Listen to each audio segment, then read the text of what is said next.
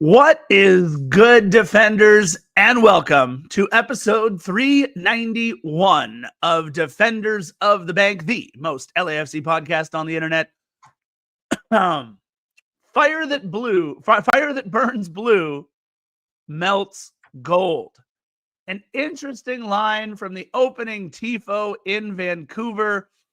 And I don't know that it was fire that burnt blue. I think it might have been plastic that was painted white. Maybe that's what melted gold. Hard to tell after a rough performance in Vancouver in the first half, a great performance in the second half, and then another penalty kick miss that we will rue yet again in the annals of black and gold history. You know my voice. It's the Scarf, J.R. Liebert, coming to you live from Lawndale, as we have for nearly over 500 different episodes and videos that we have done between One More Sleep and obviously all of our match recaps and all the other episodes. And through most of those episodes, it has been my partner in pod from world famous Philomonster Studios. I give you one Christian, Philly Philemon. Tonight, the hopes we held so tight fell quiet in the Vancouver light. A final whistle cut the air, a sound that lingered in despair. The goals were chased we couldn't find, and now the hurt stays stuck behind. We walk away with heavy hearts, still piercing through these broken parts. But sorrow's just the price we pay when love for club won't fade away. And though today and tonight the tears may fall, this crest still means we stand through all. Author, me. And the one word you got correct on your previous statement, Scarf, I have a couple words, but the word blue, that absolutely blew. What we all witnessed yesterday was arguably one of the greatest playoff games in the history of this league. The back and forth, the emotions, the equalizer, the extra time momentum, hitting the post 3 freaking times, our rock star signee scoring a brace only to miss the first penalty kick. So many emotions all wrapped into a few hours of Saturday, but sadly, this wasn't our day. The first half, mierda, basura. But the game fell into our favor. Momentum shifted in our direction. And as we got closer to the end of extra time with a 2-man advantage, hitting the post multiple times, to me, that was a sense of the soccer gods aren't going to allow us to get away with this one. And after Sonny missed his free kick, that was the SOS. And after Marky Delgado's abysmal attempt, some calling him a Carson double agent, the ship was doomed and it went down. And now that the smoke is cleared, BC Place no longer stands for bad carpet place. The BC in BC Place now stands for bye Chirundolo. The end of not only a season, but an era. And now we head into the offseason with a lot of question marks and a lot of mystery. But Scarf, and to the millions. And millions. Congrats to Vancouver. That was one of the gutsiest performances. They had everything going for them, blew it, landed in what could be described as the worst scenario ever. And then someone snatched victory from the jaws of defeat as if it was almost the exact. Actually, I screwed up the wording on that, but it doesn't even freaking matter. Incredible game. As a neutral, it doesn't get any better than that. Obviously, the greatest game in Vancouver Whitecap history, and for us, a heartbreaking way to end our season. Yeah, listen, obviously, it's the end of the Steve Chirundolo era. Let's start with that first. And it's only the end of the Steve Chirundolo era, by the way, because he is stepping down at the end of the season. You live by the sword, you die by the sword. And what I absolutely loved about this match, Ruben, he wrote all that out. That was pretty good. What I love about this match is that all the Steve Chirundolo haters were right. If you look at the first half, absolutely abysmal. And it's mainly because, I'll say this, maybe Steve Chirundolo got the starting 11 wrong. Right? That's the only way to look at the first half, in my opinion. There weren't missed chances. There weren't players who didn't seize their opportunity. It was an absolutely outplayed 45 minutes. I don't know that LAFC has looked worse this season. But for all the Steve Chirundolo in crowd, of which I believe Philly, but definitely I have been a part of and continue to be a part of, even as he walks out the door, headed back to Germany. That second half was everything that Steve Chirundolo does right. pulling the right strings, pushing the right buttons. Bringing on Andy Morin was a thing of brilliance. David Martinez, you can follow Steve Cherundolo out the door. But bringing on who he brought on, becoming more offensive, making the adjustments, proved that he outcoached Jesper Sorensen for the final 45 minutes and added extra time, because Jesper Sorensen didn't leave his heart, his soul, his blood, his sweat, and tears out on the pitch. Those were his players in Vancouver. That was Tristan Blackman. That was Sebastian Berhalter. That was all of those guys getting back and defending with only 9 men. Those were the reasons that Jesper Sorensen gets to live to fight another day, not the coach. In fact, there are people on Twitter, on Vancouver Whitecaps Twitter, where you would think Canadian Twitter would be polite.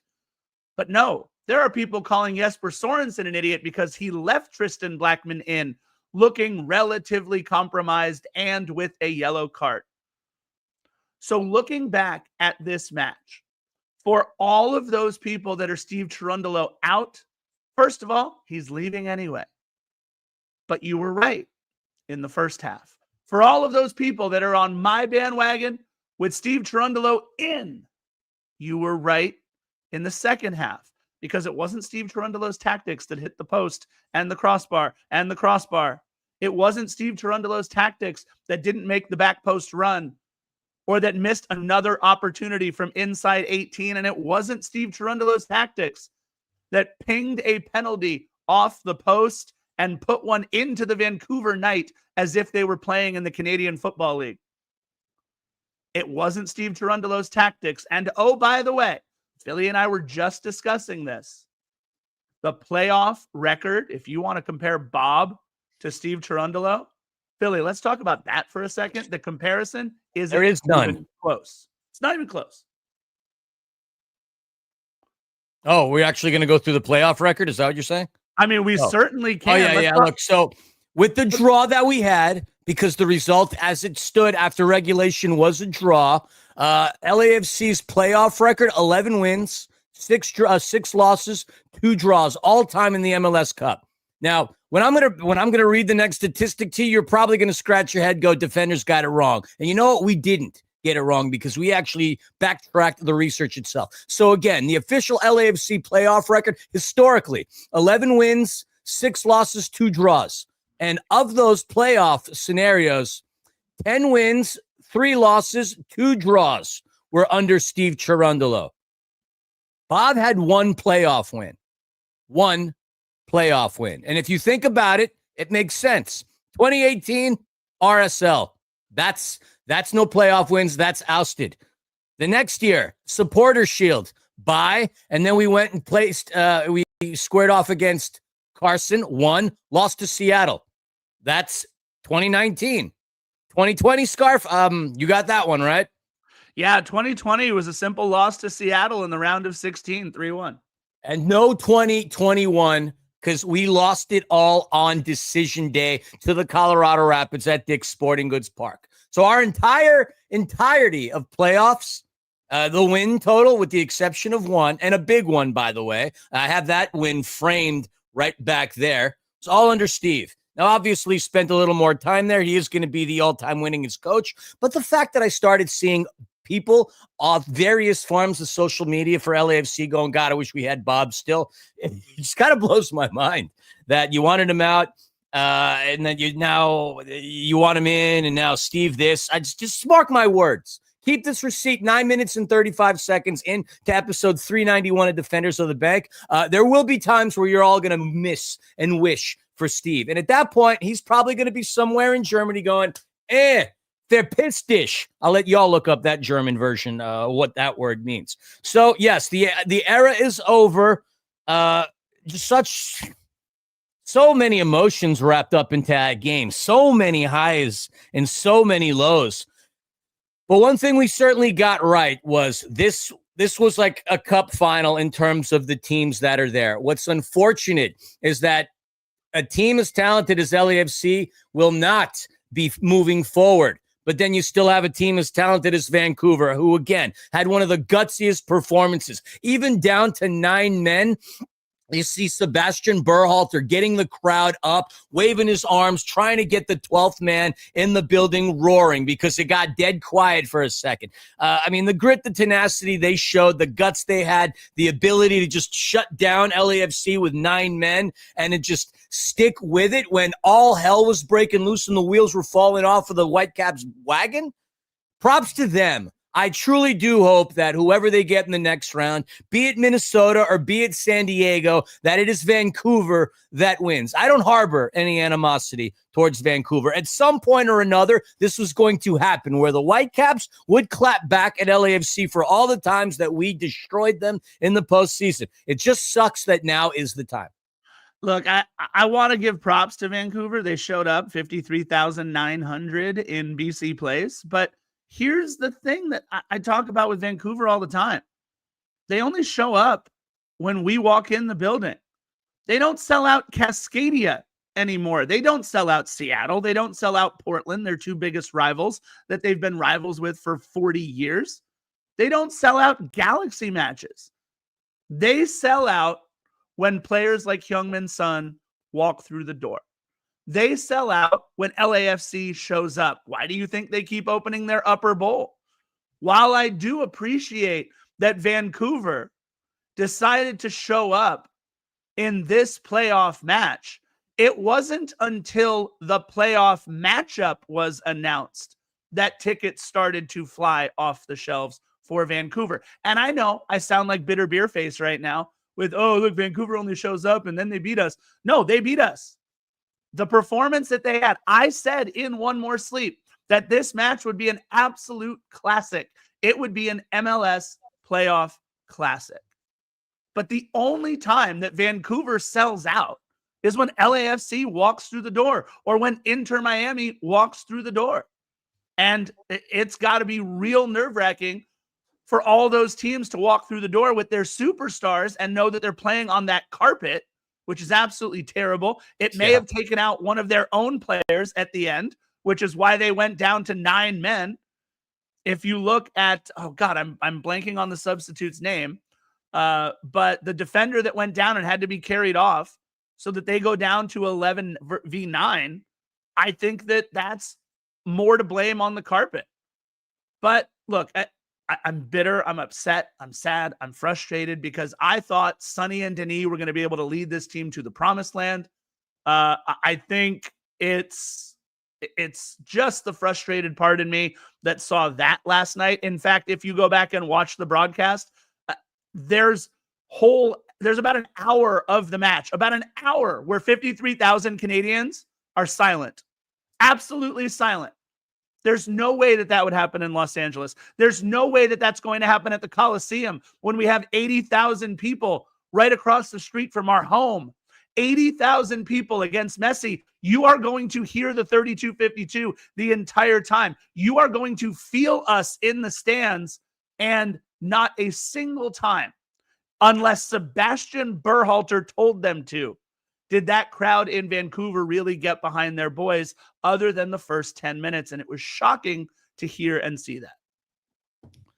I think they're going to continue to get the good attendance that they've had because they're further along than they've ever been in club history. And yes, the draw clearly being LAFC and Sonny, but Vancouver doesn't have a history of success when it comes to professional sports. Just ask the Canucks. In particular, go back to 1994, where they lost Game 7 to the New York Rangers.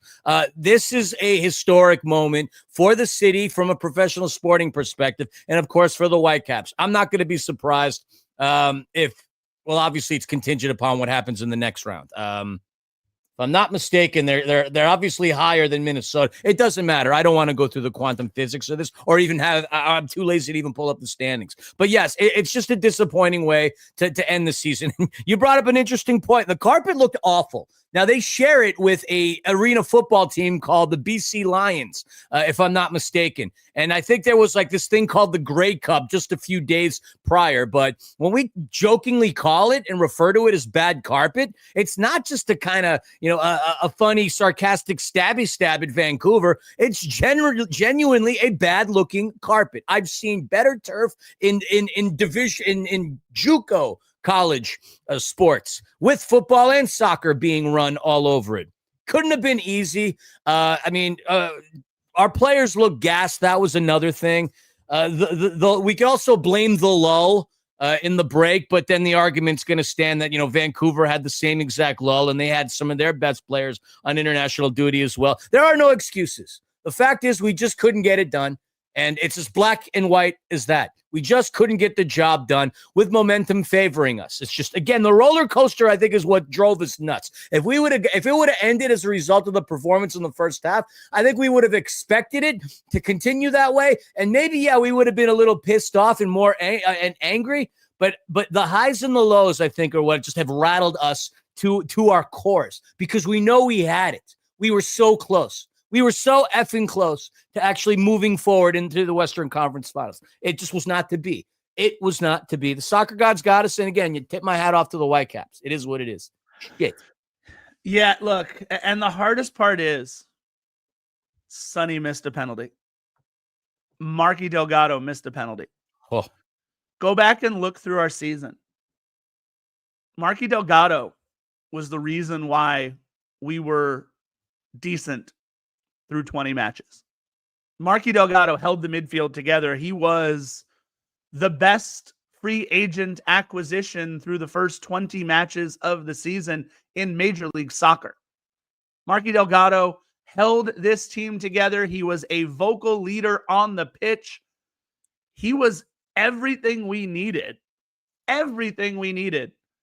And it took us all a while to warm up to him, obviously trading the Herbalife sash for a black and gold. It took us a little while to warm up to him. But he made us warm up to him with his play on the pitch.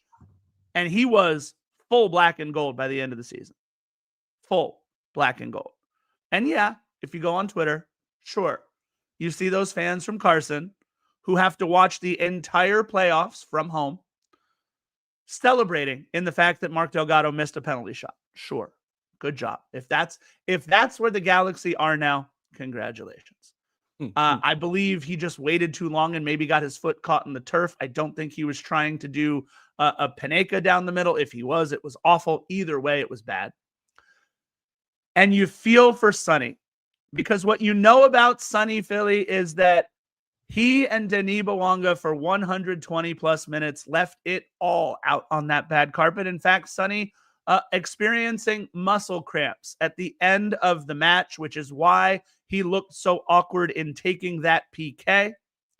It is unfortunate that you look back. It reminds me a lot, Philly, 2018, when Walker Zimmerman was our rock on the back line. It was a Walker Zimmerman own goal that ushered us out of the playoffs, our first own goal of the season. It's been a missed penalty by Denis Bouanga in certain situations that have ushered us out of cup chances and finals. And so when it's the guys who put the team on their back that are also the ones who falter for us at the end, I feel terribly for them because they gave everything they had. Yeah, you can't pin any of the blame on Sonny. We're not in this game. And honestly, I don't think we're further along without him. I mean, he comes in when he did, and we had a really prime position to potentially take over the Western Conference and make a run at the Supporters' Shield, albeit a very brief window to do so. Imagine what we would have with an entire season of him. And honestly, obviously, I don't want to say better tactics, but some different tactics. I'll play political in that regard. But the Marky Delgado shot was off. I mean, there's just so many scenarios where you can see that the game should have twisted and turned here. The second goal shouldn't have happened. Our Nkosi Tafara and Eddie Segura shouldn't have been that far past Sabi as he was making that run off the incredible dime from Takaoka. The number of times you can hit the post in consecutive sessions. I'd love to know what the probability of when the last time something like that happened. It just, I love to refer to the soccer gods. I love to refer to some like crazy entity up in the sky that obviously dictates all this stuff. Why? Because, well, it's fun. And we always want to have something to blame in a society that blames goats for curses and trades to opposing rivals. why not utilize the soccer gods? It's just a means of saying it just wasn't our day. Real quick, there was a question in the chat in regards to players' contracts expiring. Yeah. The only thing I could say off the top of my head that I do know of, Morin's contract ends at the end of this year. Frankie Amaya's does. Odin Holm, y'all remember him? I sure as hell don't. And that's obviously a jab. And Mathieu Choinière. I think those are the contracts that do end at the end of 2025. Yeah, there are some more big ones, actually. You got Andy Morin, Frankie Amaya, Odin Holm, and Mathieu Choinière, who you talked about. But there are some club options that the team needs to figure out. Nkosi Tafari has a club option. Hugo? Hugo Lloris, club option. Your boy, Belutza. Belutza has a club option. I would love to see him come back and actually get a chance. Tomas Hasal, Adam Saldana, David Ochoa, Adrian Wabowo, and Kenny Nielsen. Yeah. Also, by the way, Jailson and Ryan Raposo. Jailson and Ryan Raposo do not have club options, according to the source that I'm looking at here. So it's going to be really interesting to see what this club does. Obviously, locking up certain players like we did. I'm also looking at every single one of those names. Every single one of those names. And I want to go through, let me just read them all real quick. Andy Morin, Frankie Amaya, Nkosi Tafari, Odin Holm, Hugo Lloris, Jailson, Belutza, Mathieu Choinière, Ryan Raposo, Tomas Hasal, Adam Saldana, David Ochoa, Adrian Wabowo, and Kenny Nielsen. Philly, I'm bringing back 3. I'm bringing back 3 for sure. And that's it. I'm bringing back Andy Morin. If there's any way that we can get Andy Morin to stay on, he was brilliant in that second half.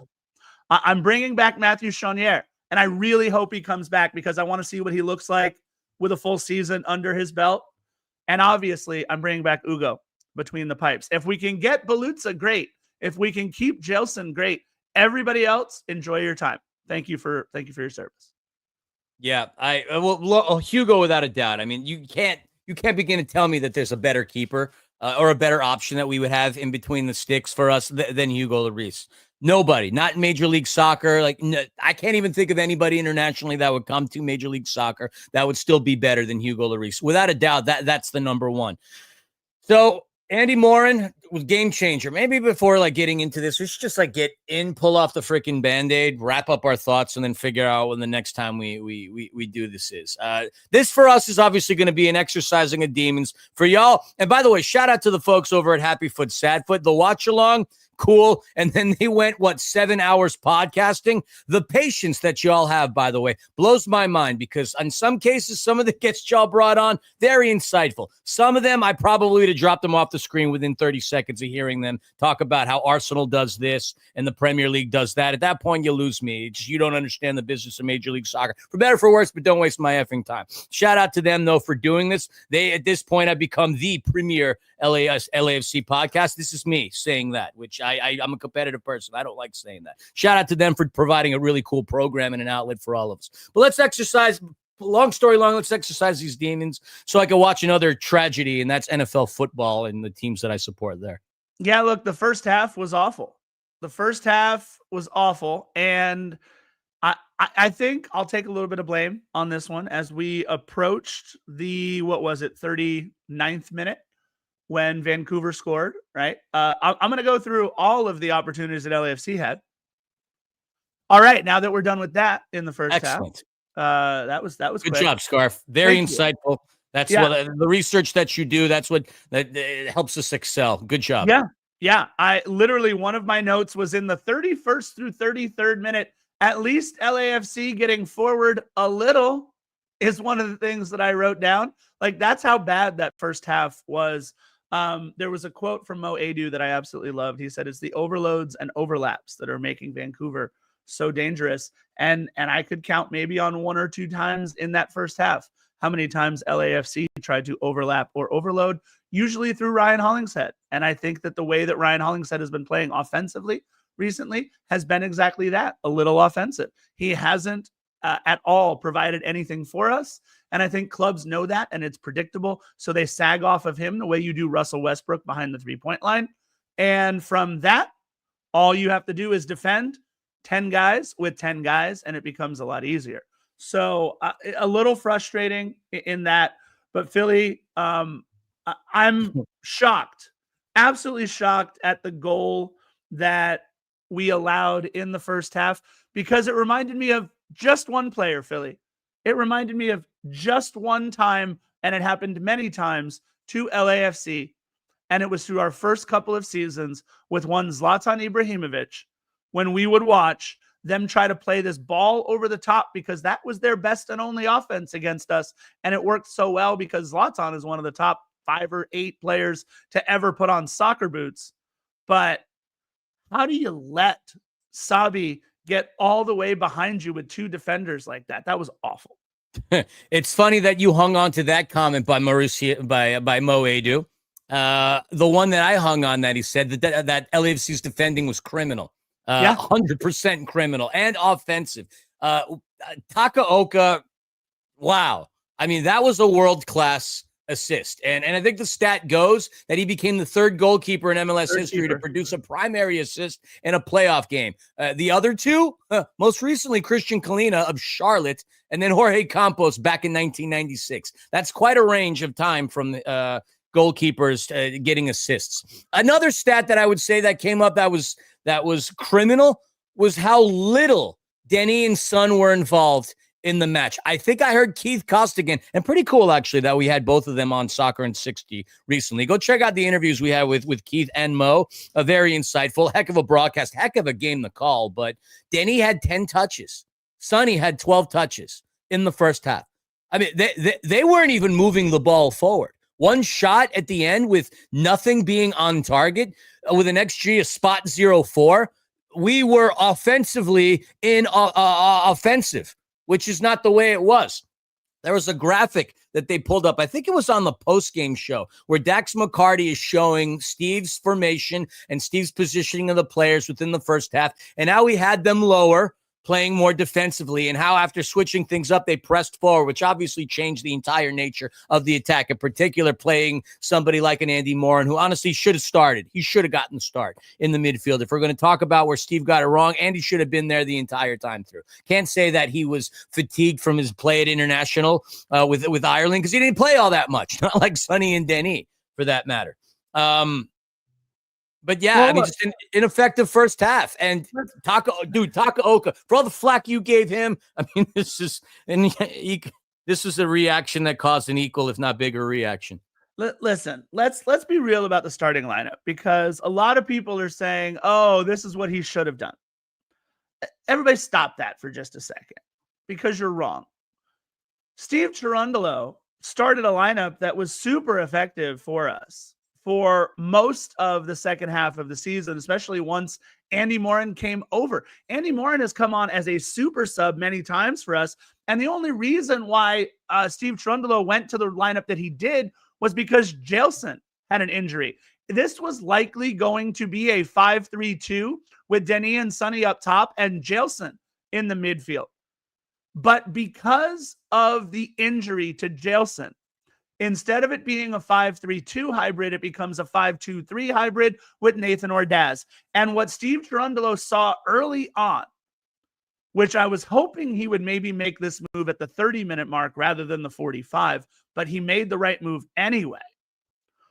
What he saw was that they were letting Nathan Ordaz go up that right side as many times as he wanted to. Nathan Ordaz was running free through the first 30 minutes. And what that's got to tell you is, they know how to position themselves to allow Nathan Ordaz to be the one to do all the work instead of Sonny and Denis. So yes, absolutely. Steve got the lineup wrong, but he got the lineup wrong because of an injury to Jailson. And look, Nathan Ordaz didn't create the way we needed him to do in those moments, but that's not a knock on Nathan Ordaz. That's what Vancouver wanted them to do. We played right into Vancouver's hands, and I just wish Steve had maybe seen the change earlier and maybe switched at the half-hour mark. So, to Jay Valencia's point, fun little banter, and we appreciate the engagement. And Jay Valencia goes, still defending a failure of a coach. The Coug responds, a failure who took us to the MLS Cup in 2022. And then Valencia goes, 4 final losses 2. Don't forget those. Still made it to the final, bro. Honestly, we've had these conversations on so many occasions. If you think a championship is a failure, your expectations are ridiculous. Go back to playing FIFA. No, and That's all look, I'm going to say. Love you, buddy. But like when you win a championship in this business, that's considered a success. Now, I'm not going to stay and defend the fact that he should continue on. I'm all good with him leaving at this point. I totally am. But to say that Steve is a failure, you're an effing moron if that's truly what you think. Easy there, Philly. No, I think it's ridiculous. It's fine that people want to be dolo out, and they got it. But to say that we've been failures these last few years, get the F out of here. Hardly a failure. Hardly an effing failure. Well, Philly, you're on one side of it and I'm on the other. Let's be really honest here. I think that for LAFC to be as aspirational as we have been, to bring on the players that we have, if you look at what worked and what didn't over these 4 years, I think that tactically you can raise some questions. I also think that the club tried to continue to fit the square peg in the round hole with Olivier Giroud for so much of this and last season that honestly, it should have been changed even earlier than that. Now, granted, we were probably going after guys like Antoine Griezmann, and that wouldn't happen because he played his way out of Major League Soccer, continued to be as effective that he is so that he could stay in Europe and make all the money. But I think if you look back at Steve Cherundolo's tenure, first of all, I don't know of any coach who had more points, more wins, more playoff wins, any of those things over these last 4 years. But you have to color that in one context. And the context is that LAFC is the most consistently aspirational team in Major League Soccer. LAFC is the one putting the target on the MLS Cup final, on the MLS Cup, raising that at the end of the season. And in 2022, yes, Steve Cherundolo started out with a banger of a year. In 2023, got us back to the final. Those 2 years, 100% successful. If you want to be pissed about going to a final 1 year and winning a final the year before, then I got nothing for you. I don't know what more you want. I don't know who you've been watching, because even with the Dodgers and their multi-$100 million payroll, they've only managed to be able to win the last 2 World Series, and they have been trying for a long time. Okay, but a lot of people are forgetting now that those next 2 years, 24 and 25, while we got to plenty of finals and while we did plenty of great things, it did drop off a little. The only thing that people lose sight of, what kills me, Philly, is that it dropped off from the highest possible standard that this league has ever seen. It dropped off from that. So for all of you that have been watching the Lakers or watching the Dodgers or watching, I don't know, pick your club, who has been consistently that good over these last 4 years that you think Steve Cherundolo is the one to blame for all of this? I got nothing more to say, to that.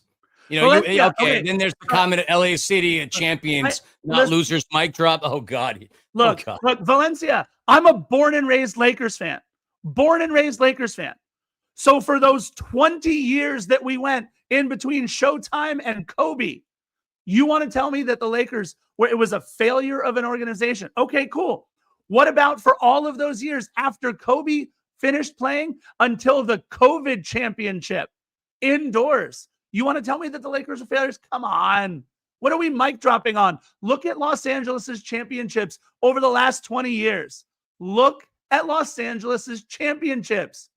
There haven't been that many. Stop telling me that LA is a city of champions with your recency bias. Of course you've had a great time watching the greatest single player in the history of Major League Baseball will a franchise to 2 championships, but he didn't do it without 24 of his friends, and it wasn't Dave Roberts making all the right calls, although in the World Series he managed really well. I've always been a Roberts hater, but that was impressive. But come on. The Lakers, even though they had LeBron and everybody else, come on. Ruben is saying we're going off the rails. He's saying we're going off the rails. All right. Well, Valencia is now easing off because he knows we're right. So there's our mic drop. Let's move on.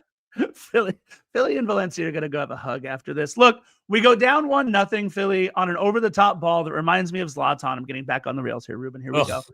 And more the bad the news.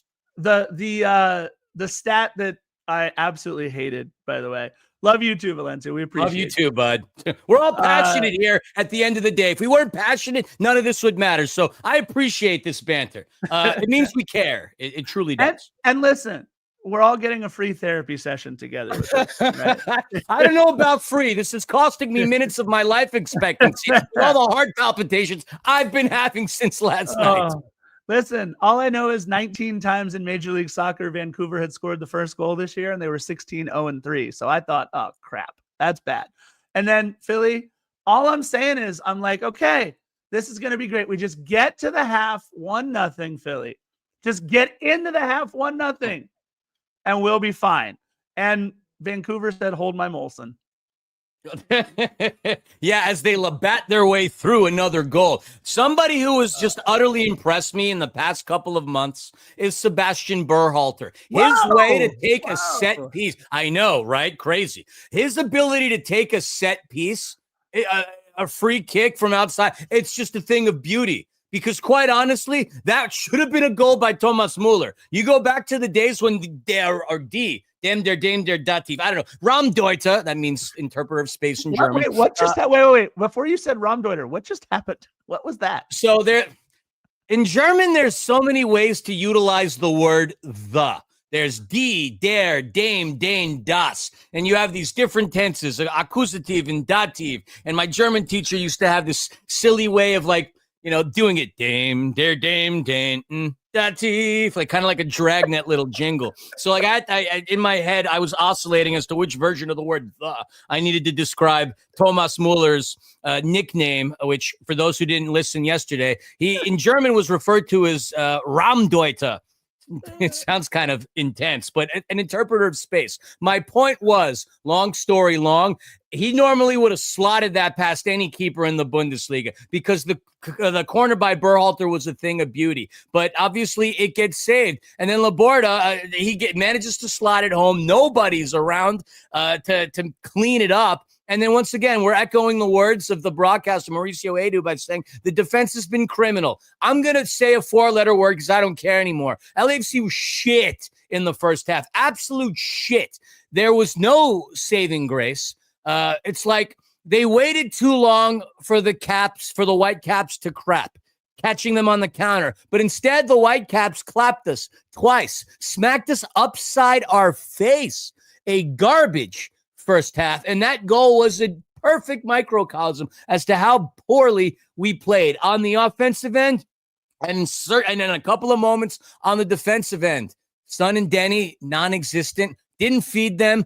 That was what was really offensive when it came to the offense. I'm trying to figure out lunch special Gio. Give me a moment. I'm going to put your comment on the screen for those of you that are watching. I have a question for you, Gio. What the hell were you watching? Hugo Lloris, yes, he maybe should have done a little bit better with that ball, for sure. I think Hugo will tell you that. I think the fact that Hugo got megged on the goal when it goes right between his legs, sure, awful. Hugo Lloris saved a penalty shot last night, okay, which is what we needed. All you need is your keeper to save one, and go back and look at every other penalty shot. He guessed the right way on all of them except the last one. Both goals were on him. Gio, did you see the first goal? The first goal was right down Broadway. All Hugo did was try and come out and stop it. I'm not sure what Hugo is supposed to do when Nkosi Tafari is spent admiring his mustache on the Jumbotron in there, while Eddie Segura is having to track back and guard one of the fastest people in Major League Soccer, 2 defenders needing to guard 1 player. Not sure what the hell they were doing. Not sure how that can be on Hugo Lloris. You're out of your mind on that one. Second goal, Hugo will tell you, should have made the save, but look at the save he makes on Muller to even make that an opportunity. Hugo Lloris. Look at the save he made on Blackman in the second half. Absolutely. Hugo Lloris was incredible in this match. Absolutely incredible. And you tell me, if you want to say, can he take Hugo Lloris with him? Who are you bringing in? Who are you bringing in? And this is where it gets ridiculous, right? Oh, it's Unai Simon, or we're going to bring in some other like world-class keeper. I was just watching highlights, and Unai Simon was on a couple minutes ago. I was going to say, where did you pull that one from? Yeah, I was watching the Barca, Athletic Club highlights from Camp Nou for the first time. And well, listen, Jose, it's okay if they rage bait us because we get to get it all out. It's okay. Yeah, after this, I don't want to think about this game again. Actually, it sucks. You're going to have to talk about it on Soccer in 60. I might call out sick on that day. LAFC's XG at the half was 0.04. You said it already. You can't have an XG at the half 0.04. So luckily they bring on David Martinez. That's luckily. That's the move. That's the move. Yeah, look, Andy Morin was fantastic, and Kosi Tafari regressed back to the awful Nkosi Tafari that I felt like he was for most of the season. And Kosi Tafari, by the way, played extremely well for us in large stretches in the second half of the season. But it was after playing extremely poorly, in my opinion, in large stretches in the second half of the season. So I'm okay, like I said, with letting Nkosi Tafari walk. I am okay with driving David Martinez to the airport. I don't want Nkosi Tafari to have to find a ride. He can walk, whatever. He can come with us. But David Martinez, how can I drive him to wherever we're going to loan him that will play him all the time? Because in my opinion, Philly, and we're getting off the rails again, but we'll talk about the second half in a moment. The biggest adjustment that we need to make is to make it a true three-headed monster up top and bring somebody alongside of Denis and Sonny who is actually class. Yeah. To Jose's comment, they're trying to rage bait you guys. I just don't understand what the whole why anybody would want to rage bait, anybody. I mean, I don't know. Have you seen when you get angry? I get it. I get it. And I fall for what? Why is it that insightful? No, I'm saying that's why I think people try to rage bait. It's entertaining. Well, okay, fine. Fair enough. All right. You know what? F it. Now I just lost my entire. Okay, you talk about David Martinez. Yeah, an absolutely disappointing second half to the season with a few moments of brilliance. The only thing I will say about him, with the amount of money that was spent on him, you're not going to let that investment walk out. That is not something I would do, considering the potential upside. The only way I would happily say that I would drive him to the airport, I would like to see how he does under a new coach with a new set of tactics. Because I'll tell you this, after they panned over to Steve at one point when David missed what was a sitter. If we remember in the second half, he found a ball in front of him with so much space and he boots it bottom right. The body language on Steve, I think, is indicative of his entire thoughts on David Martinez. I would love 3, 4, 5, 6 years down the road to hang out with Steve, much like we did it at that brewery. God, what's the name of that Party Beer Co? Back when he was the coach of the Las Vegas Lights, hand him a few beers and a few schnapps and really get his opinion on David Martinez. I think the same thing, though, can be said about David with Steve. He probably had enough of Steve as well. I would still like to see how he does under somebody else. If this is a continuation with a new coach, then at that point, absolutely. In fact, I wouldn't even want to drive him to LAX. I would pay for the Uber from freaking Riverside if I had to, just to get him the hell out of here if he produces a similar season with somebody else next year. Yeah, I'm good. I've seen all I need to see. I think the body language coupled with the psychology of it all being done in a black and gold shirt, I think it's too much. I'm fine with letting this one walk. It's been rough for sure. Philly, it took us a full hour to get something offensive going. By the way, Yohei Takaoka made a good save on Denis Bouanga earlier in the second half. And I thought Denis rushed things a little bit. He had two defenders racing after him. And I thought what Denis should have done in that opportunity in the 53rd minute is I thought Denis should have at least tried to get the ball into the box. And then maybe you make a move, you get taken out from behind, you get some contact, you're at least a little bit closer. Takaoka had come out nicely to cut off the angle. So I thought Denis could have and should have maybe done a little bit more with that. Ruben, we'll get to your question in a second. I'll put it up. But finally, after a great play by Andy Morin to head the ball down. Yep. And keep that ball in a dangerous spot. Denis Bouanga, Marky Delgado, both doing a great job to find passes in space over to Andy Morin. Delgado's ball over the top was beautiful. Oh, yeah. Andy. And then Andy back to Sonny. And look, I could only think of our good friend Max Bredos. It took Sonny several bites of the cherry to get that one into the back of the net. But Philly, the way he didn't give up, I mean, 3 shots, right? First shot, knocked down. Second shot, headed away by Laborda. I think it was headed away, right? Right there on the ground. That was a really impressive header. yeah, it was. God, dangerous too, man. Is, like, oh, that God. low to the ground. Yeah, all those feet. Are you kidding me? Oh, my God. And then finally nutmegging, 5 holding. I think it was Ocampo or whoever else was, might have been in there. Sonny was who we needed him to be in the second half. I said in One More Sleep, I thought he would level up and play a match that would really do everything that we needed him to do for us. And I think he did. I think, look, it's going to come in a loss. We'll talk about the moment later on, but producing one of the 5 greatest moments in LAFC history with that goal. I'll talk about that in a little bit. One of the 5. Yeah, that's right. I do think it was top 5. We'll talk about that later. That's okay. But Philly, at least an hour in, I texted you after the goal, plenty of time. We got plenty of time. Little did we know, we'd also have plenty of players. we certainly had plenty of time. I mean, the thing that's really happened in between that goal and such a lunch pail goal that it was, blue collar, hardworking, nothing came easy as a result. Yellow cards seem to be to dominate the course of the second half as well. From it going to Tristan, from one going to Porteous. I think Raposo, the minute he came off the bench, he was given a yellow card. I mean, there were so many yellow cards distributed in this game, which is just another thing that really was a factor. And going back to your point about how the Whitecaps fans are getting on Sorensen for leaving Tristan there. Tristan took a beating, man. And this is a guy who just came off of like an issue with his MCL. He took a beating, and maybe, not the first yellow card, because obviously that was what it was. But Danny Bean on the run just outside of the box where that yellow card took place. Obviously, a couple more meters in, you're talking about a deadly situation. But the save, like the effort that Tristan made in the 78th minute, that, this bad keeper that we have, as per, I don't even remember the kid's name. I don't give a crap. What a flipping save. What a save. Yeah. Ugo, but they're all doing the setup again. That kid, truly the MVP. And I think the real problem was, how the hell was Tristan Blackman that open in the box? I mean, some real question marks on defending with that one. But also Tristan, taking himself out on the goalpost on that one too. Look, Tristan left it all out there. I just question. I mean, I'm a Vancouver pundit here for a minute. I question why he was left in when he was looking a little bit compromised. He couldn't run the way that he could, and that's a lot of what they're talking about right now on Vancouver Twitter.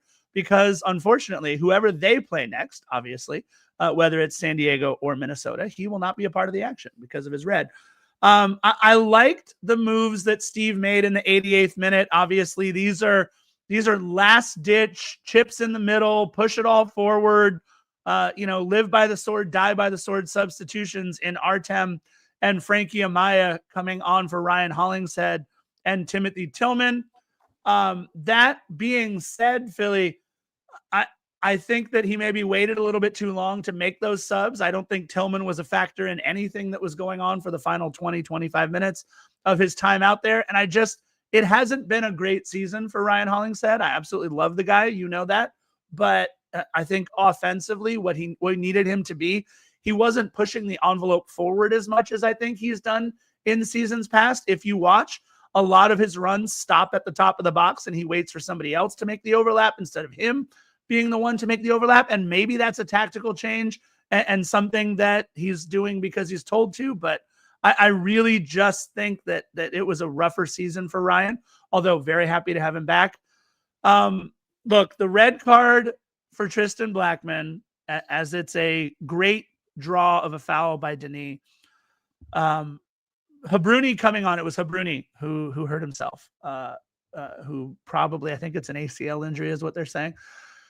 But Philly, in the 5th minute of stoppage time, Sonny standing over that ball. I don't know that I believed. I don't know that I fully believed that it could happen in that moment. I was actually watching the game with my mom. I was sitting at home with mom, and we were watching the game. And I said to my mom, I looked over, I said, look, if anybody in this moment can score, it's going to be Sonny. And she asked me, well, do you think he's going to do it? I go, I don't know. I don't know. I'm blown away at the class, the world flipping class of Son Heung-min. Yes, purely on display. And going back and watching like the replay, not sure what Takaoka was thinking, even giving him a slimmer of space in that corner, just knowing how precise Sonny can be on there. You said it, pure freaking class. Upper corner, top left, where Uncle Franz keeps the good schnapps. We all lost our minds. That right there. I mean, if I could bottle the joy that I'm sure all of us had at that point when Sonny hits the equalizer, I would be my own MLS club owner without the need to bring in other partners, because it would be such a hot selling item, the joy that goal produced. I'm sure there are people saying out there, well, yeah, if you head onto the streets of so-and-so, you could find that joy. It's called this, but unbelievable goal, man. Top 5 moments, though, in LAFC history. Like, I'm still kind of wrapping my head around that scarf. I mean, you're a math teacher, and as the saying goes, a positive, which was the goal, a negative, which was the result, is still a negative. But if you have that in top 5, I know you're a smart person. I'm dying to know what other moments you have ahead of that. But, dude, the joy that brought us, words can't describe the feeling that I had at that moment, as was, I'm sure, the case for all of us. Wow. Yeah, look, I got 3 that I put in front of it right away. Okay, here's my 3. The 3 that I put away, number 1, to me, all due respect to Ilie's goal, that's number 2 in MLS Cup finals in the penalty shot. That's number 2. Number 1 is always going to be the Gareth Bale goal, unless somebody shows me something otherwise. I think that the improbability of Gareth Bale's goal, because of how awful he had been for us in the season, what we had heard about his back, and kind of who he was, able to pull that rabbit out of a hat. To me, Cheeky Palacios running to the byline, that pass, that goal, that celebration, while I was standing there with you in Founders, losing my mind. That's always going to be number 1. Number 2 is Ilie, because it gave us the cup final. It gave us the cup. And number 3 for me is always going to be Laurent Simon's knuckleball at home to kick things off, only because of what it meant to our entire club's trajectory moving forward. It proved that we were something more than just an expansion club playing in this league. It meant that we were there now with a seat at the table with all the big boys, that we could potentially play in all these big matches, win in all these big moments. Now, we had to take a while to learn how to do it, but to me, Simon's goal is number 3. And then I think I have Sonny's goal at number 4 all time for me. That's, in terms of moments, in terms of what it meant, in terms of the magnitude, and also in terms of who flippin' did it. I really do think that's number 4 for me all time. Fair. I'm going to pick on Lunch Special Geo just one more time. With ESPN Deportes reporting on MLS like yesterday on LAFC's elimination instead of Liga MX stuff, you know how bad we effed up. My question to you is, what happened in Liga MX yesterday that was worthy of reporting on? Because there were no games. There were none. There's a playoff game today between Juarez and Pachuca, but last I checked, there weren't any matches going on yesterday. So what is ESPN Deportes supposed to report on, if not for what's going on just north? Just a simple question. This isn't me being condescending or rude, but what the hell is an outlet that talks about sports supposed to talk about when it comes to regional activity not going on? Just a question. Can't wait to see your answer. Yeah. Philly, stoppage time was all, added extra time was all LAFC. We couldn't get it done. All LAFC. We couldn't get it done. Yeah. I'll tell you this. Like, I felt bad. Part of me, it's kind of funny because, well, Nina was here watching the game. And when Tristan Blackman went down with the red card, I don't know if it's just like something that triggered a past memory, but she was like, oh no, I can't believe he's out. We're kind of indicating that we were in trouble. And at that point, Panda and I kind of laughed at her and went like, Nina, like, you were half paying attention. He's not on our team anymore. Just saying. He probably should have gotten taken out when that hip of his crashed into the post off that incredible header, that incredible attempt that he had that was denied by Hugo Lloris back several times. Red card obviously happens. That bodes extremely well for us at the end of it. That's when, to me, I thought everything was falling off the rails for Vancouver. And then you start the first 15 extra time. You see that Thomas Muller is out. And then that still continues to bode well in our favor. But realistically, the first 15 minutes extra time was kind of meh. It's like two teams trying to find the adrenaline after the emotional ending of what was regulation. I was feeling pretty confident at the end, but I knew we weren't out of the woods yet. That first 15, the only thing that I had as a note was David Martinez makes his most effective strike, and that's hitting Takaoka in the shin towards the end of the first 15 minutes. Yeah, first 15 minutes were awful, were boring, were all kinds of things. It was really disappointing to see how LAFC didn't come in with some sort of strategy other than cross into the box, cycle the ball back, cross into the box, cycle the ball back, cross in the box. They were essentially playing 10 men inside the 18, maybe 9 if you want to consider Jaden Nelson roaming outside the box on occasion for a long ball after they've already corralled it. But absolutely ridiculous that LAFC couldn't get anything going in those 15 minutes. Vancouver down to 9 men in the 112th minute after Habruni goes down with what I believe they're saying is an ACL injury. So we have 8 minutes and change or so to figure things out with 9 men. And now all they are doing, everybody is back. There is nothing going forward. And we had Andy Morin, who misses one wide. We had Denis, who headed it over the bar with a great cross, by the way, by Raposo. Really happy with the way Raposo played. He played very well, yes. I don't know what the hell David Martinez is doing, taking that shot from distance the way that he did. Just awful. And then a minute later, Philly, I think this is the one that you were alluding to, where he's got Ryan Raposo to his right. David Martinez takes the ball down in the box with like 2 minutes to go. And instead of just dropping it right off for Raposo and letting him get his full boot behind it, he takes it himself, misses it wide. And that's when they cut to Steve Cherundolo. Yeah. And I applaud Steve Cherundolo for only making those motions and gestures and body language that he did. Yeah, that's the highlight to me. I think that hurts a little more than the crossbar and the post getting hit on 3 consecutive occasions, just a few minutes past this moment. You don't get more open than that. It's as if he was given, I'll teach y'all another German word, Geschenk. That means gift. It was gifted to him, and he absolutely squandered that opportunity. You mentioned it, missed what could have been an additional pass. If anything, he could have pressed a little more forward and blasted it. We saw he wasn't trigger shy when he was firing them outside of the 18 earlier on, rather than trying to stretch out the defense, being ambitious. Obviously, if he finds it, it turns out to be like the goal of the year in terms of the playoffs. I don't know, but totally gifted, and then just a squandered opportunity. That, to me, hurt more than the ding-dong ring-a-ling-a-linging of the crossbar and the post. That was an unbelievable sequence where I don't know if it was Keith Costigan or Mo Edu, which one of them mentioned the soccer gods, but the soccer gods were definitely smiling on Vancouver in that one. First of all, a fantastic run into the box by David Martinez. See, I can say something nice. A fantastic run into the El Pistolero. Philly, that's the comment of the broadcast. Now we're done. Don't take the rage bait. Don't take the rage bait.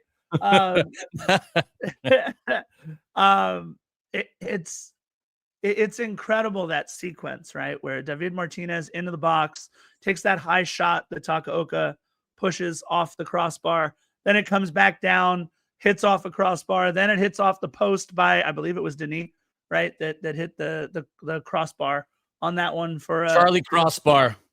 I've watched that. Woodwork Scarf. That's the name that I gave to the post last season. PFW Woodwork. PFW Woodwork? Yeah. Okay. Pretty whack woodwork. Okay. I Pretty freaking, I don't remember, but that was I it. don't Anyway, know. go on. That was when I kind of had this sinking feeling in my chest. I was like, oh God, the soccer gods are here. And they're telling us that they're here. 3 balls off the woodwork. And then just at the death, right? Denis has that cross that goes all the way across the mouth of goal, somehow behind Takaoka, and misses everything.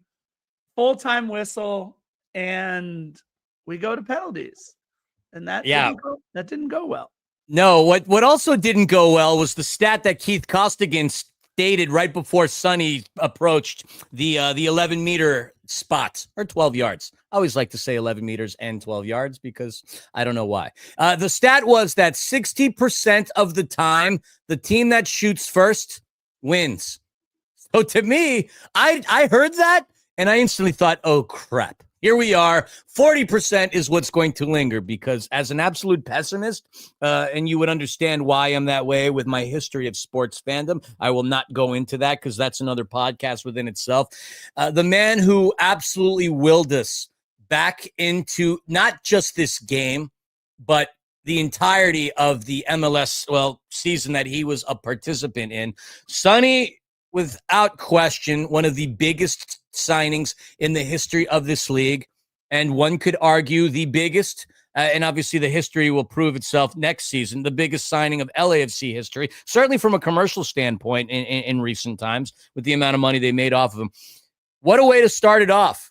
I mean, that was, you think, no problem. With the way Sonny is, this is a shoo-in. Unfortunately, the most valuable person for Vancouver once again made themselves prevalent, and that's the woodwork. Right side, on the right side, inside post, Sonny hits it. I'm sorry, Scarf, but at that point, that's when I determined in my own little twisted, cynical, facetious brain that we were cooked. Sonny missing it, no way we're coming back from that. Yeah, and he looked like he was in pain, kind of came up awkwardly right after the shot. He said he was cramping in the post game. Our buddy Celso asked the question, I believe, about what was going on there. And shout out to him and Eric, by the way. They've been putting in some really good work on their podcasting shows. And happy belated birthday to Eric Holstrom. Yeah. We talked about it earlier. For those of you that joined us at the top, it's more crushing when it is somebody like Sonny, because we know what he meant for us this season. Crazy stat. And I didn't know this until LAFC put it out. Those 2 goals that Sonny scored were his second and third playoff goals all time. Second and third playoff goals all time for LAFC. And that puts him in third place all time at LAFC for playoff goals scored. Can I tell everybody who's second? You could tell them who's first. Yes, go right ahead. No. You say who's first. We'll sandwich it in. All right. Well, it's no surprise that Denis Bouanga has 10 playoff goals. He is the all-time playoff leading scorer for LAFC. But number 2 is a little bit of a head scratcher. Yeah, I will give the chat 15 seconds to give me an answer as to who they think is the second all-time leading scorer for LAFC in the postseason, starting 15, 14, 13, not even Mississippi, 12, They're going to Google it. 10, 9, 8, 7, 6, 5, 4, 3, 2, 1. Lafferty with a really good guess. Jello Boy with Murillo. No, but he's our leading. Right, that's correct. Well, Jay Valencia got it. Ryan Hollingshead. I think maybe just a little stutter there. Might have got. Yeah, that was really, really good guess. Ryan Hollingshead and David Day as well. Ryan Hollingshead, the second all-time high leading scorer in the postseason for LAFC. And he got close to adding one to that, by the way, in this game. That's kind of crazy that Carlos Vela doesn't even make this list if you think about it. It certainly is a head-scratcher. Hold on. Carlos Vela, Diego Rossi, Chicho Arango, Adama Diamande, all these guys. And you want to replace Steve Cherundolo. Bob Bradley era guys never did it. No Adama Diamande, no Chicho Arango, no Diego Rossi. I'm just saying. In all fairness, Scarf, Bob didn't really have that many playoff games, as we were shockingly made aware this morning when we were chatting about this. For those who just tuned in to the show, I want to reread the stat for you because it still blows my mind that this is the case. LAFC all-time in postseason, playoffs, all that, they have a record of the following: 11 wins, 6 losses, 2 draws. That's all-time. 10 wins, 3 losses, and 2 of those draws all happened under Steve. Bob did not have an extensive playoff number, which, again, still blows my mind. All things considered, 2019 and all that, but it's true. As Kurt Angle would say, it's damn true. Well, and my favorite part is if you go to Transfer Market, I love that. Excuse me. I love that Transfer Market treats Major League Soccer the way that I wish Major League Soccer would treat Major League Soccer. That might be the comment of the pod for either of us. Yeah. So Transfer Market does away with all the BS about secondary assists. Transfer Market does away with all the BS about calling this match a draw. Nobody is going to look back at this match and call it a draw. All the Vancouver supporters, we beat LAFC to go to the Western Conference Final. All the LAFC supporters, we lost to Vancouver. There's no draw in this. Shut up. It's a loss. We lost. They look at Bob Bradley's record as 1-0-3 and Steve Cherundolo's record at 10 or 11-0-4 because there are no draws in the playoffs. It's absolutely ridiculous. Yes. Yeah, that's true. Yeah.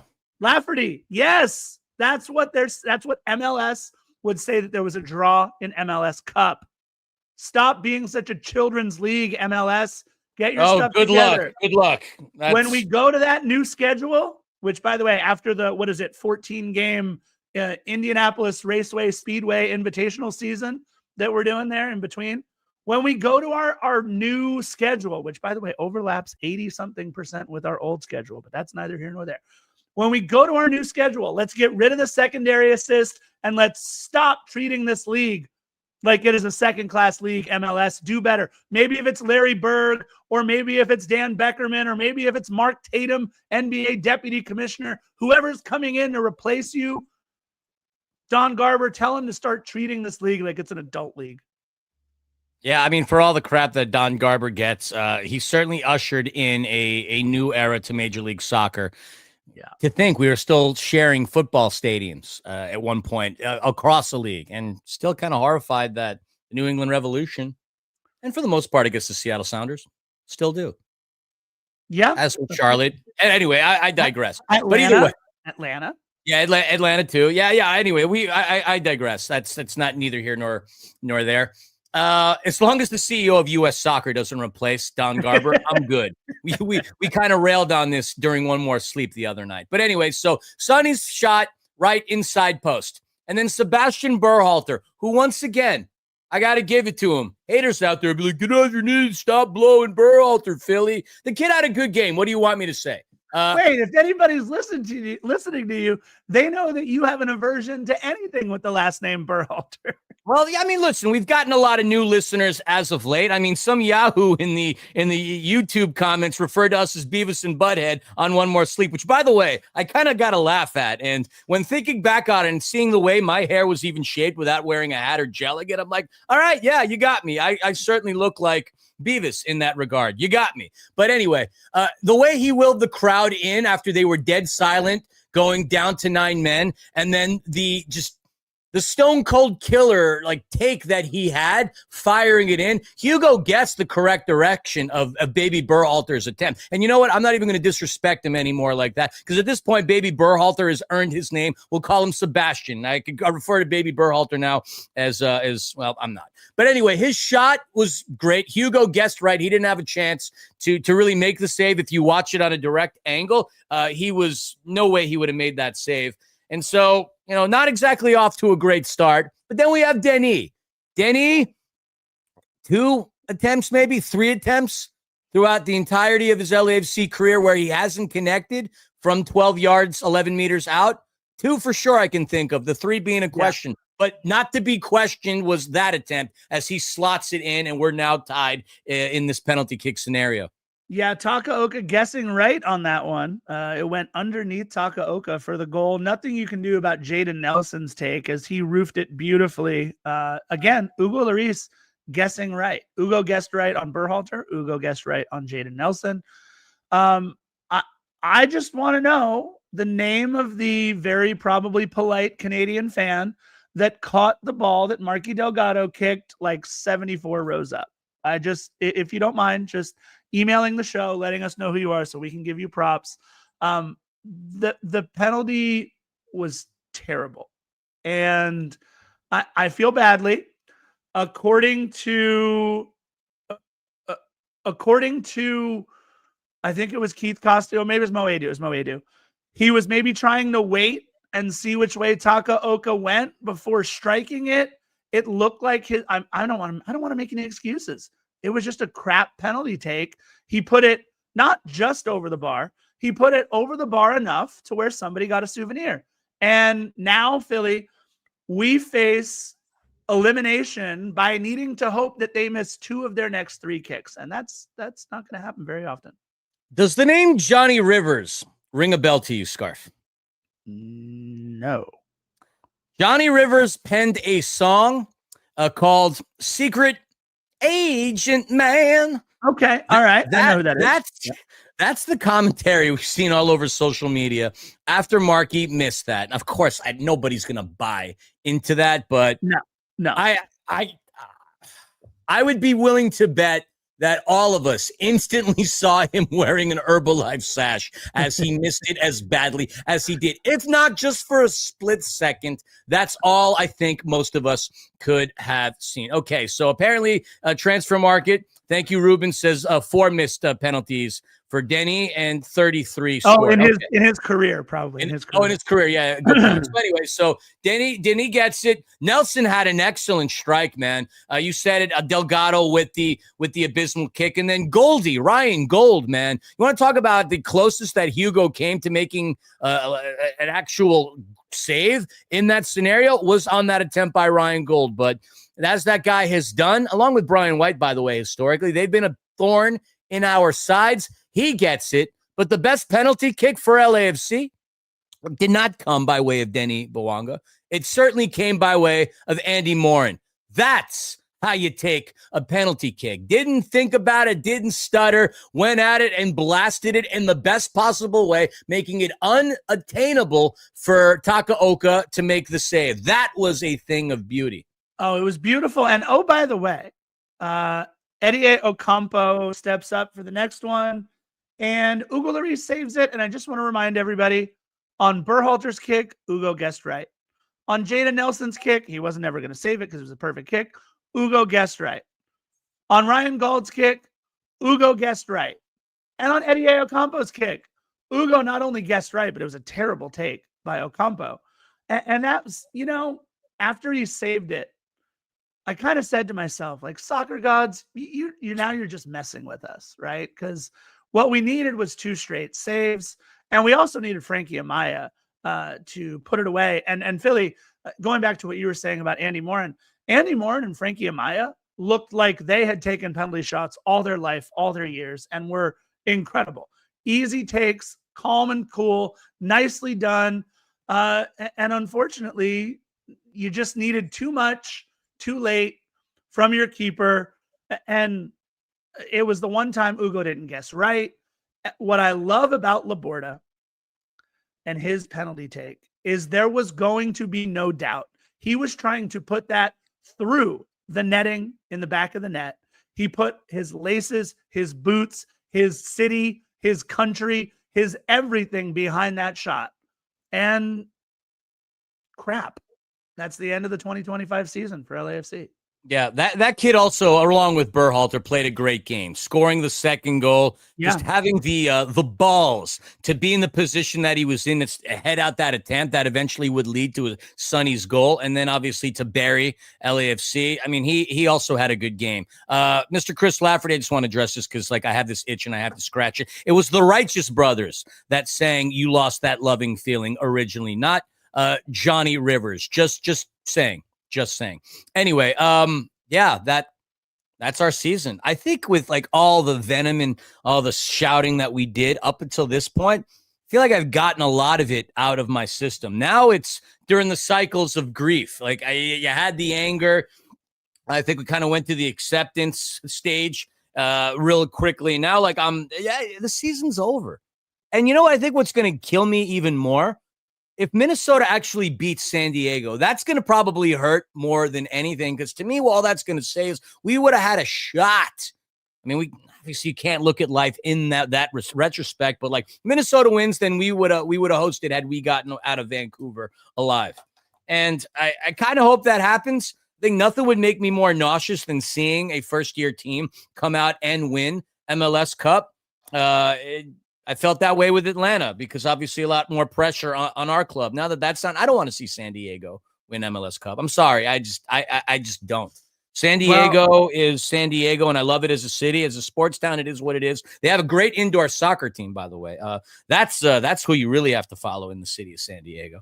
But I don't know. I don't even know what I'm talking about anymore. Like my brain's just completely oscillated in so many directions.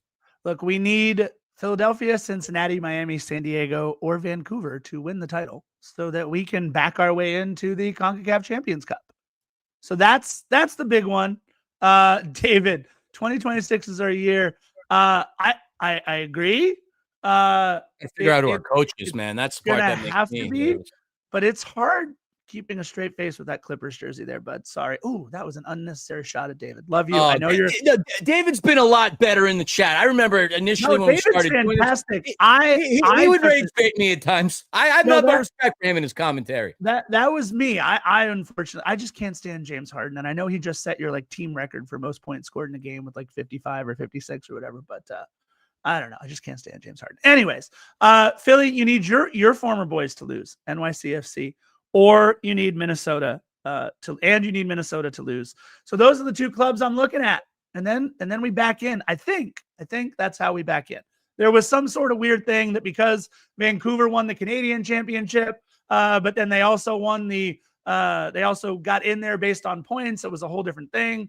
I don't know. But that being said, the one thing, Valencia, you're also not wrong about this. Oh, that's okay. No, I'm not mad at that comment either.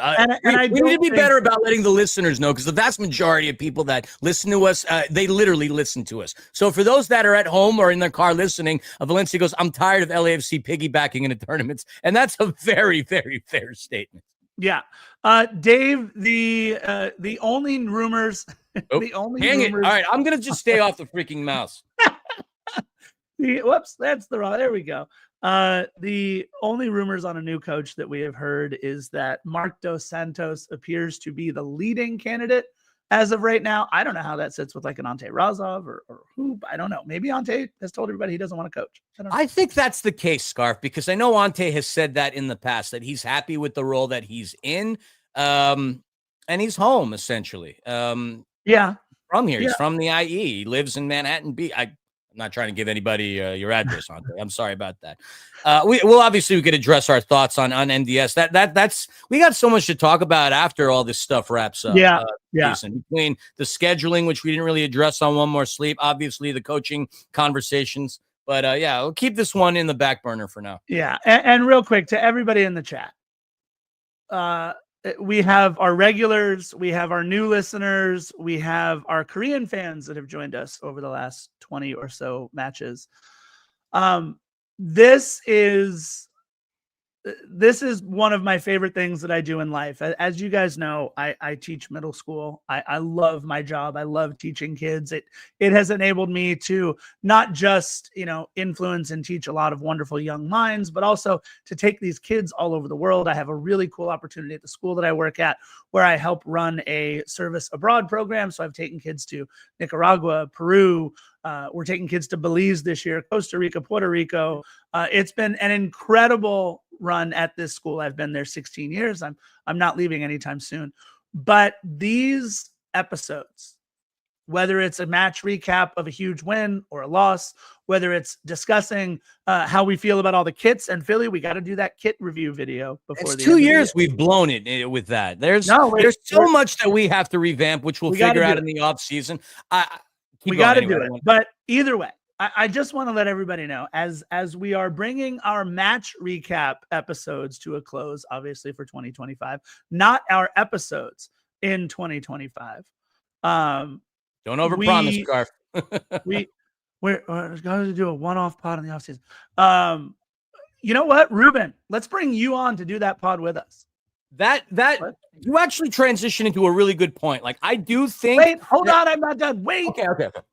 I just want to say to all of you out there that we at Defender so appreciate all of the time, all of the misery and heartache and heartbreak, and all of the joy and elation that we all get to share together. The fact that we've done this, look, Buzzsprout says we've uploaded over 500 episodes because in Philly's mind, all the One More Sleeps count as episodes. And I don't necessarily disagree with them. They're half as long as regular episodes, but we put in a lot of work. I just want to say thank you to all of you out there. I know Philly feels the same way. This is one of the great joys in my life to continue to do this with all of you over these last 8 seasons, and I just can't wait until we keep it going and do some more wonderful things. Look, I echo those words, and I'll be honest, there are times where I with the amount of games that we've had, the frequency we've had them, there have been points where I've been overwhelmed with the amount of pods we've had to record in the past couple of years. I, as you know, have gotten busy doing a lot of other things, but I always have to remind myself that where I am within my broadcasting career, and honestly, it's been freaking awesome. Over 130 broadcasts this year, myself on the call, on ESPN, on Fox Sports, FS1, FS2, CBS Sports Golazo, all the cool things I've gotten to be on, My Morning Footy, talking about MASL, getting traveled around, getting to do TBT and TST, all the incredible work and the career that I've managed to carve out for myself would never have happened had it not been for Defenders of the Bank, for LAFC, and for all y'all, this community, the millions. And millions. Of y'all. Certainly love you. And there's changes that I'd consider making. You, Scarf, talking about bringing Ruben on. I don't want to follow or copy the methodology that Happy Foot, Sad Foot does, because I probably would get way too frustrated at the amount of fighting I would have to do on commentary, such as, like, I don't know, Steve being a failure or that Hugo needs to go. But I do see some value and maybe kind of going a circular fashion, in the sense that maybe we do get a couple of y'all on after, like maybe 3 to 5 max, and get y'all's take. If you want to rage bait me, maybe we could have some fun with that as well. But I'll make sure that I drink this time so I could be even more clever. Maybe that could be a change that we make. I don't know if we're ever going to go back to the model of recording the nights right of the game. Because I tell you what, that damn near killed me. I don't know how we went so many years getting up there, tailgating together at 9, 10 in the morning, staying until the games ended, and then coming back, recording the pod, and then going to bed at 2 a.m. I can't do that anymore. More importantly, I can't drink like that anymore. I don't even want to drink like that anymore. But I do think, like, doing something like that would add some value. It would be great. We get Ruben on to give his thoughts. We can get Jay Valencia on to give us his thoughts. Lafferty for Laffertyisms, David Day, whoever else, the Coug. Like, it'd be cool to get y'all on, give us your takes. And maybe we do it that way, but not too many, because then this podcast would never end, because there sure are a lot of you that tune in at times, and I certainly appreciate it. I wish more of y'all would watch us as opposed to listen to us, because I see the numbers. I'm very competitive, and I know we certainly aren't the biggest in terms of numbers on YouTube. And as a competitive person, that chaps my ass, Defenders. But, that's on us. Anyway, so many great fixes. Scarf, I have a poem to end this with, but if you have any thoughts, I'll give it to you first before I end it with a soliloquy. No, go right ahead, sir. Okay, so I started the pod off with a little poem. I'm going to end the pod with a little poem. It's called From Ashes to Anthem. The author? Me. The scoreline stung, the moment burned. A chapter closed not as we yearned. but every fall has always fed the hunger of the black and gold ahead. For teams with fire don't fade in loss. They rise, they sharpen, they emboss. A story bigger than just one night, a future waiting in plain sight. So hold your crest and remember this. Great runs are born from nights like this. And though today and tonight our hearts feel low, LAFC will rise again because that's all this club has ever known. I love it. Thank you. Thank you. Can I share something? Okay. While you were reading that, I just went to Chat GPT, right? This is why I love my job. And I said, please write me a poem about LAFC's 2025 season. And my favorite thing is, I'm not going to read it, but it includes the word Bank of California. So immediately I'm out on Chat GPT. But I just want to read the first 4 lines. In the city where the sunsets burn and palm trees lean like fans who yearn, the black and gold rise up again, a pulse, a chant, a roaring grin. What is happening on ChatGPT? I just love the fact that they're saying Bank of California Stadium. Like they are. If they can't get the stats right, I feel it better yet. If they can't get the stadium name right, they can't get the stats right. Oh boy. All right. Well, Philly, Ruben is playing us off. Here we go. Don't forget to like, subscribe, and turn on notifications. One thing Philly and I have talked about, and I'm actually happy to sort of announce this while Philly is on, our website's getting a much needed rebranding and reboot too. Which, really? This is news to me and music to my ears. Yeah, and it's going to put the store right in the front. There won't be an issue anymore with a lot of the store and merch issues that we've been having. So just wanted to say, we'll release something soon. Look, we're going to talk, excuse me, we're going to talk an awful lot about LAFC's roster moves, which those should be coming out in the next couple of days. We're obviously going to talk about the playoffs as they get farther along, more about CONCACAF Champions Cup and whether or not LAFC will be in it. And obviously the new coaching decisions, everything else that'll be made. Stick with us in the offseason. We are not going anywhere. There will be plenty to talk about. But until then, yes, Philly. Yes, Philly. Come hang out with us at Toyota Arena in Ontario, California, as the Empire Strikers and their star, Marco Fabian, yes, the Marco Fabian, kick off their year. First game will be Black Friday in San Diego against one of the best sporting club franchise that the city has ever had. The Sockers, the Lords of Indoor. Come check it out and then head on over to Toyota Arena on December the 12th or the 19th as the Empire Strikers start their season at home. Get to hang out. You get maybe to meet Marco, get some photos with him, some autographs, see some amazing indoor soccer. And if you can't make it because the drive to Ontario is a pain in the rear for you, catch me on CBS Sports Golazo Network all season long, or YouTube or Twitch or a big network partner that we're going to announce fairly soon that I can't allude to it, but you'll know. Make sure you check out soccer indoors. It's fantastic. Now I'm done.